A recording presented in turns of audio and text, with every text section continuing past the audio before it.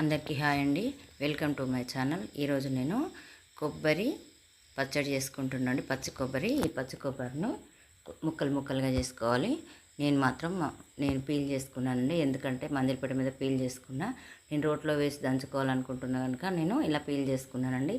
లేకపోతే అలా ముక్కలుగా కోసి పెట్టుకోవచ్చు. దీన్ని ఒక కొబ్బరి ముక్కను తీసుకొని అలా పీల్ చేసుకున్నాను. దీనికి కావాల్సినవి ఏంటి అంటే ఒక పచ్చిమిరపకాయలు, దానికి సరిపోను ఉల్లిగడ్డ, ఎల్లిపాయలు, చింతపండు, జీలకర్ర, కొత్తిమీరలు ఇవన్నీ మనము తీసుకోవాలండి. ఇవన్నీ కూడా మనము నూనెలో వేయించుకోవాలండి. ఫస్ట్ పచ్చిమిరపకాయలు ఒక గిన్నె పెట్టి గిన్నెలో కొంచెం ఆయిల్ వేసుకొని, గిన్నె కానీ ముక్కుడు కానీ, నేను ముక్కుడు తీసుకున్న, ఈ గిన్నెలో ఆయిల్ వేసుకొని కొంచెం ఈ పచ్చిమిరపకాయలని ఇలా తెలుపు రంగు వచ్చేంత వరకు మంచిగా నూనెలో వేయించుకోవాలండి. నూనెలో వేయించుకుంటే కొంచెం కారం ఉన్న మిరపకాయలైనా కూడా మనకు మామూలు కారానికి వస్తాయి. ఇవి మంచిగా గోలనియాలి, లేకపోతే పసరు పచ్చి పచ్చిగా వస్తాయి కదా.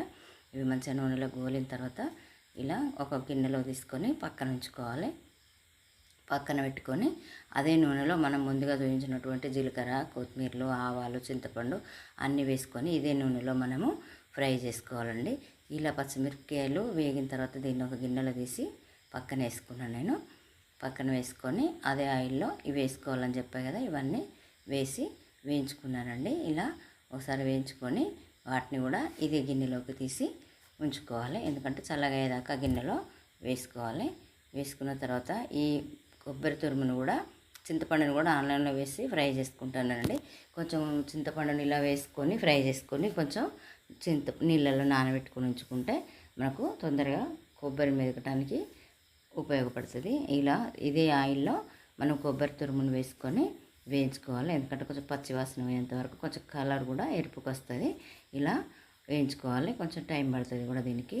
ఇలా మంచిగా వేయించుకొని పక్కన పెట్టుకొని మనము రోట్లో వేసి దంచుకుంటానండి. నేను ముందుగా చూపించినటువంటి పచ్చిమిరపకాయలు, ఉల్లిపాయలు, జీలకర్ర, కొత్తిమీరలు అన్నీ వేసుకొని ఆయిల్లో వేయించుకునేవి ఉన్నాయి కదా, అన్నీ వేయించుకొని కచ్చపక్క దంచుకొని దానికి సరిపోను ఉప్పును వేసుకున్న. ఇలా ఉప్పును వేసుకున్న తర్వాత దానికి మనము వేయించి పెట్టుకున్నటువంటి కొబ్బరి తురుమును కూడా వేసుకొని మంచిగా దీనిలో మెత్తగా దంచుకోవాలండి.